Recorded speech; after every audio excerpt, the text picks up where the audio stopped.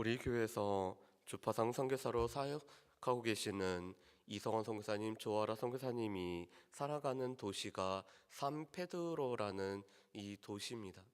그런데 이 산페드로에 가면은 맨 앞에 보이는 것은 수탉이 있습니다. 왜 그럴까요?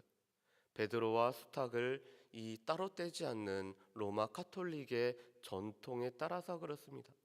그런데 그들에게는 이 수탉이 중요한 의미로 다가옵니다. 여러분, 우리가 이 그림자와 실체에서 그림자보다 중요한 것은 실체입니다. 그런데 베드로가 예수님의 말씀이 기억이 나서 누가복음 22장 61절 말씀에 보면은 베드로는 예수님께서 말씀하신 내가 닭이 울기 전에 나를 모른다고 3번 부인하리라는 말씀이 생각이 나서 베드로는 회개를 하고 돌아서게 됩니다. 그런데 로마 카톨릭에서는 이 실체를 모르고 닭 울음소리가 베드로를 회개하게 했다라고 이 그림자에 집착하고 있는 모습을 보게 됩니다. 우리가 히브리서 7장 말씀에서 1절부터 10절까지는 멜기세덱이라는 사람에 우리가 초점을 맞췄습니다. 그런데 이 멜기세덱은 그림자였죠. 실체가 되시는 예수님과 유사하기 때문에 이 멜기세덱을 통해서 예수님이 어떤 분인지를 말씀했던 것이 바로 이 히브리서 7장 1절부터 10절 말씀이었습니다. 그래서 멜기세덱은 예수님과 유사했는데 예수님은 어떤 분이셨냐? 의의 왕이었고 평강의 왕이었을 뿐만 아니라 항상 제사장으로 계신 분이었음을 말씀합니다. 그러면서 예수님의 이 제사장직이 대제사장직이 이 레위 지파의 대제사장직보다 뛰어났다는 이유를 4절부터 10절까지 말씀을 하고 있죠. 조상이었던 아브라함도 멜기세덱에게 11조를 바쳤었고 또한 그들은 죽을 사람들이었지만 늘 살아계시고 항상 제사장으로 계신 분이 예수님이시기 때문에 이 레위 대제사장직보다 훨씬 더 예수님의 대제사장직이 뛰어나다는 사실을 10절까지 말씀하셨습니다. 그리고 오늘 11절부터 22절까지는 그렇다면 왜 이런 제사장직이 바뀌게 되었는지를 설명해 주는 분이 바로 이 11절부터 22절까지의 말씀입니다. 우리 11절 말씀을 한번 같이 보실까요? 우리 11절과 12절 말씀에 보면은 이 제사장직과 율법에 대해서 기대했던 바, 그렇지만 그 기대가 이루어지지 못했기 때문에 대제사장직이 바뀔 수밖에 없었던 이유를 설명하고 있습니다. 우리 11절과 12절 말씀을 우리 같이 한번 읽어보겠습니다. 11절과 12절 말씀입니다. 레위 계통의 제사장 직분으로 말미암아 온전함을 얻을 수 있었으면 백성이 그 아래에서 율법을 받았으니 어찌하여 아론의 반차를 따르지 않고 멜기세덱의 반차를 따르는 다른 한 제사장을 세울 필요가 있느냐? 제사 직분이 바뀌었은즉 율법도 반드시 바뀌어지리니 아멘. 오늘 11절과 12절 말씀을 보면은 제사 직분을 통해서 또한 율법을 통해서 기대했던 바는 완전함이라는 것이었습니다. 이 제사직을 통해서 완전함이 이루어지기를 소망을 하고 있었습니다. 그리고 또한 이 제사제 자체가 율법을 이루는 근간이라고 보았기 때문에 오늘 제사제도 아래에서 율법이 주어졌는데 이 율법을 통해서 완전함을 얻고자 하는 기대가 있었습니다. 그런데 문제는 이 제사직이 또한 율법이 우리에게 완전함을 가져오지 못했기 때문에 제사장의 직이 바뀔 수밖에 없음을 말씀합니다. 만약에 레위 제사장으로 말미암아 완전함이 우리 가운데 주어졌다라면은 제사장의 직이 변할 필요가 없었습니다. 그런데 이 레위 제사장들이 또한 그 제사가 우리 가운데 완전함을 가져오지 못했기 때문에 또한 율법이 우리 가운데 완전함을 가져오지 못했기 때문에 제사장직이 바뀔 수밖에 없음을 말씀합니다. 그래서 12절에 이렇게 말씀하시죠. 제사직분이 바뀌었은즉 율법도 반드시 바뀌어지리니. 왜냐하면 이 율법은 제사제도 아래서 주어진 것이기 때문에 이 제사직이 바뀌었다라면은 율법도 바뀔 수밖에 없음을 말씀합니다. 예수님은 레위 계통의 제사장이 아니죠. 오늘 말씀해 보면 예수님이 유다 지파에서 난 것은 사람들이 다 알고 있었던 바였습니다. 그런데 이 유다 지파는 제사장이 약속되지 않은 지파였습니다. 오히려 앞으로 장차 오실 왕이 오실 것이고 메시아가 오실 것을 약속된 지파가 바로 이 유다 지파였습니다.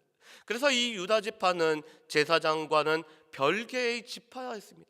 그렇지만 예수님은 이 유다 지파를 통해서 오늘 멜기세덱의 계열을 따른 예수님이 제사장이 되셨음을 말씀을 하고 있습니다. 또 그 이유를 16절 말씀에 보면은 우리에게 설명을 해주고 있습니다. 여러분 16절 말씀은 참 중요한 말씀입니다. 우리 16절 말씀을 우리 같이 한번 읽어보실까요? 16절 말씀 같이 읽습니다. 그는 육신에 속한 한 계명의 법을 따르지 아니하고 오직 불멸의 생명의 능력을 따라 되었으니 아멘. 오늘 16절 말씀을 조금만 더 띄워주시기 바랍니다. 오늘 16절 말씀에 보면은 두 가지를 서로 비교를 하고 있습니다. 오늘 레위 지파 제사장들은 무엇을 따라서 되었느냐? 오늘 16절 말씀에 보면 이렇게 되어 있습니다. 육신에 속한 계명의 법을 따라서 되었다라고 얘기를 합니다. 육신에 속한이란 것은 이 혈통적으로 이 육신의 혈통에 따라서 레위 지파 제사장들이 세워졌음을 말씀하고 있습니다. 구약의 제사장들은 레위 지파, 그 중에서도 아론의 자손들이 제사장이 되었습니다. 이것은 개인의 능력과 자질과 개인의 어떠한 것에 따라서 된 것이 아니라 이 사람이 아론의 자손이기만 하면은 육신의 혈통에 따라서 오늘 세워진 것이 레위 제사장들인 것을 말씀하고 있습니다. 또한 오늘 16절 말씀에 보면 그들은 계명의 법에 따라서 이 율법의 법조항에 따라서 세워진 것이 레위 제사장들인 것을 말씀합니다. 여러분 그렇지만 예수님은 어떻죠? 오늘 16절에 이 육신에 속한 계명의 법이 아니라 오늘 16절 말씀에 보면은 예수님은 불멸의 생명의 능력을 따라서 오늘 되었음을 말씀합니다. 육신에 속하였다라는 것은 이 레위 제사장들은 그들의 육신의 생명이 끝났을 때는 그들의 제사장은 바뀌었다는 사실을 말씀을 하고 있습니다.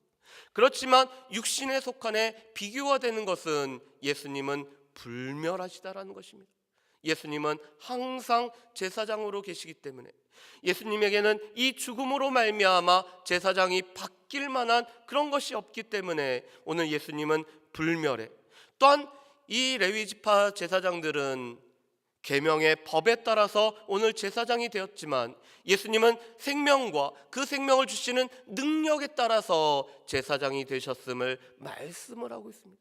그래서 예수님의 이 제사장이 예수님의 제사장직이 얼마나 우월하신지, 그리고 이 레위 제사장직이 예수님으로 바뀔 수밖에 없었던 이유를 16절에서는 다시 한번 설명을 해주고 있는 것입니다. 이 레위 사람들이 무엇보다도 그들은 연약함, 완전하지 못했기 때문에 제사장직이 바뀔 수밖에 없었고, 이 레위 지파 제사장들은 육신에 속한 계명의 법에 따라서 세워졌지만 예수님은 불멸의 생명의 능력으로 세워졌기 때문에 제사장직이 바뀔 수밖에 없었음을 말씀합니다. 그런데 이것은 율법의 한계를 또한 우리에게 말씀을 해주고 있습니다. 여러분 우리 18절과 19절 말씀을 한번 보실까요? 18절과 19절 말씀입니다. 우리 같이 한번 읽어보겠습니다. 전에 있던 계명은 연약하고 무익함으로 패하고 율법은 아무것도 온전하게 못할지라 이에 더 좋은 소망이 생기니 이것으로 우리가 하나님께 가까이 가느니라. 아멘. 여러분 율법이라는 것은 실은 좋은 것으로 우리에게 주어진 것입니다. 하나님께서 우리에게 율법을 주신 것은 이 율법으로 말미암아 우리가 신음하고 고통하라고 주신 것이 아니라 실은 이 율법은 우리에게 살라고 주신 것이 율법이었습니다. 그런데 문제는 이 율법 조항을 우리가 다 지키지 못한다라는 것입니다. 그러므로 말미암아 율법은 우리를 정죄하게 됩니다. 율법 중에서 하나라도 어기면 율법 전체를 어긴 거기 때문에 율법의 정죄 아래 우리가 살아갈 수밖에 없습니다. 그래서 율법의 세 번째 기능은, 그래서 우리로 하여금 이 율법 때문에 우리가 정죄받아서 우리는 이 율법으로 말미암아 정죄받을 수밖에 없는 인생인 것을 깨닫고 우리에게 그리스도께 인도하는 초등교사의 역할을 하는 것이 바로 이 율법입니다. 그렇다면 왜 율법이 그럴까요? 오늘 18절과 19절 말씀에 보면은 율법의 한계를 두 가지로 지적을 합니다. 첫 번째는 이 율법은 연약하기 때문이라고 말씀합니다. 18절에 이렇게 말씀하시죠.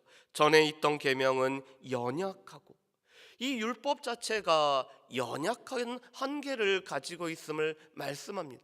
19절에는 두 번째 한계인 율법이 우리를 완전케 못한다라는, 온전하게 못한다라는 한계를 지니고 있습니다.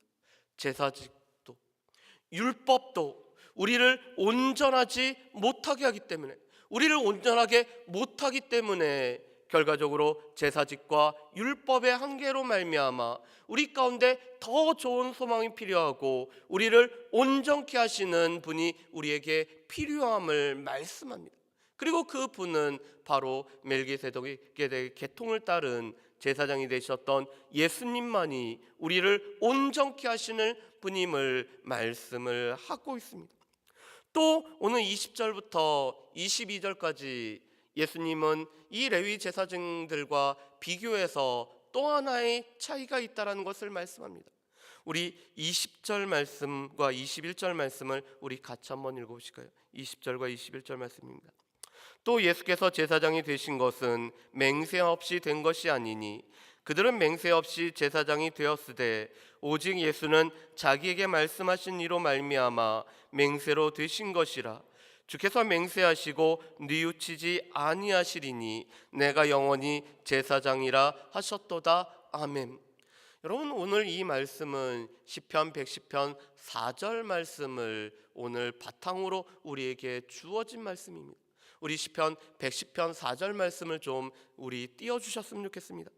오늘 이 20절과 21절 말씀에 보면은 레위 제사장들은 맹세로 된 것이 아니라 그들은 단지 레위 지파의 아론의 자손에 해당되기만 하면은 그들은 혈통에 따라서 제사장이 되었습니다.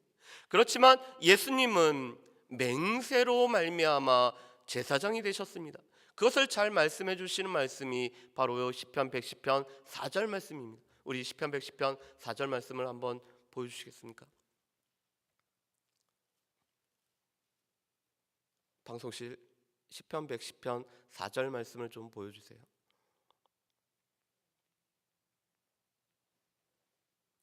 예, 110편 4절 말씀 우리 같이 한번 읽어보실까요? 시편 110편 4절 말씀입니다. 여호와는 맹세하고 변하지 아니하시리라. 이르시기를 너는 멜기세덱의 서열을 따라 영원한 제사장이라 하셨도다. 아멘. 오늘 예수님의 제사장과 관련돼서 멜기세덱의 반차를 따름에 관련된 또 하나 중요한 말씀이 바로 이 시편 110편 4절 말씀입니다. 그런데 110편 4절 말씀에서 하나님께서는 맹세를 하셨습니다. 오늘 예수님이 제사장이 되는 것은 하나님의 맹세로 말미암아 되어진 것임을 말씀합니다. 이 레위 제사장들은 단지 혈통에 속하기만 하면은 제사장이 될 수 있었지만 오늘 예수님은 맹세로, 하나님께서 하신 맹세로 말미암아 대제사장이 되셨기 때문에 오늘 예수님께서는 우리를 완전케 하실 수 있는 분임을 오늘 다시 한번 히브리서 기자는 말씀을 하고 있습니다. 그렇다면 이것은 우리 가운데 무엇을 뜻할까요? 예수님이 우리 가운데 오늘 히브리서 7장 22절에 있는 말씀처럼 더 좋은 언약의 보증이 되신다라는 것입니다. 우리 22절 말씀을 우리 같이 한번 읽어보실까요? 22절 말씀을 같이 읽습니다. 이와 같이 예수는 더 좋은 언약의 보증이 되셨느니라. 아멘. 여러분, 이 보증이라는 것은 보증금, 담보물, 우리를 위해서 보증인이 되셨다는 것을 뜻하는 것이 바로 이 보증이라는 단어입니다.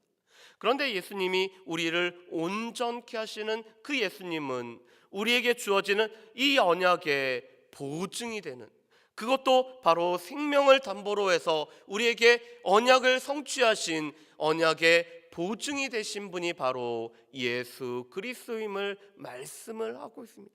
그래서 오늘 예수님은 이 제사장직의 한계로 말미암아, 이 제사장직이 바뀔 수 없는 그 한계로 말미암아 예수님이 멜기세덱의 계통을 따른 제사장이 되신 것은 결과적으로는 우리를 온전케 하실 뿐만 아니라 우리에게 더 좋은 언약의 보증이 되기 위해서 예수님이 바로 이 멜기세덱의 계통을 따른 대제사장이 되셨음을 우리에게 말씀을 하고 있습니다.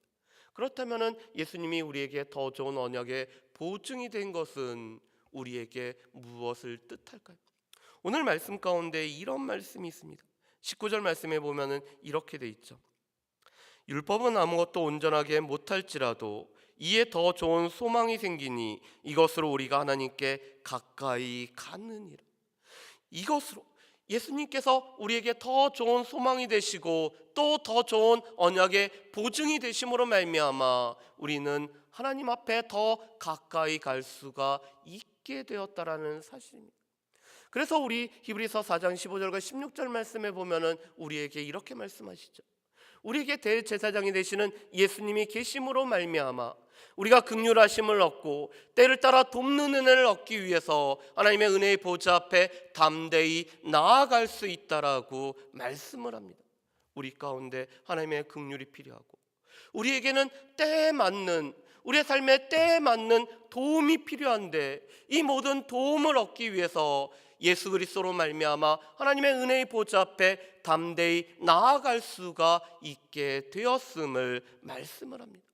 우리 가운데는 하나님의 긍휼이 필요할 때 우리가 예수를 힘입어서 하나님 앞에 나아가고 우리 가운데 때를 따라 필요한 도움을 얻기 위해서 예수를 힘입어서 하나님 앞에 나아가는, 우리가 하나님 앞에 가까이 갈 수 있었던 가장 중요한 이유는 예수님이 우리를 위해서 더 좋은 언약의 보증이 되시고 우리의 소망이 되시기 때문에 그렇습니다.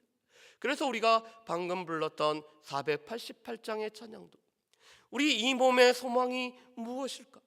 우리가 이 세상에서 어디에서 우리가 소망을 가질 수 있을까? 우리가 소망을 가질 수 있는 것은 오직 예수 안에서 우리가 하나님 앞에 가까이 나아가고 우리가 하나님의 은혜의 보좌 앞에 나아가기 때문에 또한 우리에게 주어지는 소망이 있기 때문에 예수 안에서 이 소망이 성취되었고 우리에게 이 소망을 이루실 것이기 때문에 우리가 그 소망을 갖고 살아가는 것이 우리의 삶이라고 말씀을 하고 있습니다.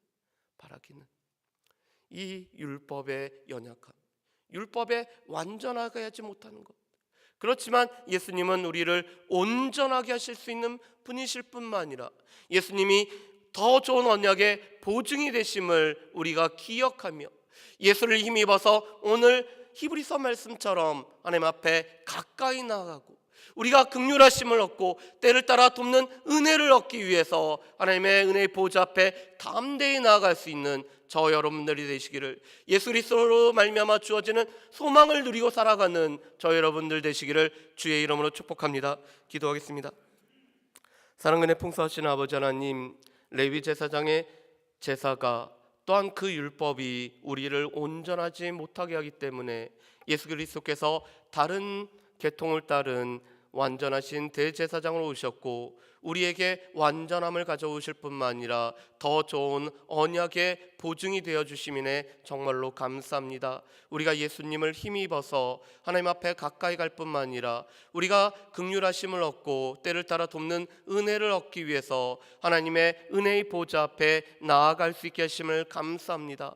우리가 긍휼함이 필요할 때, 때를 따라 돕는 은혜가 필요할 때 하나님 앞에 가까이 나아갈 뿐만 아니라 예수 안에 있는 소망, 이 예수로 말미암아 주어지는 소망을 붙잡고 살아갈 수 있는 우리 모든 사랑하는 주의 백성들 될 수 있도록 주여 도와주옵소서. 우리 가운데 소망이 있기 때문에 이 땅에서 삶은 우리가 견디고 또한 인내하며 기쁨으로 우리가 인내로 살아갈 수 있는 모든 주의 백성들 되기를 소망하오며 감사드렸고 예수님의 이름으로 기도합니다.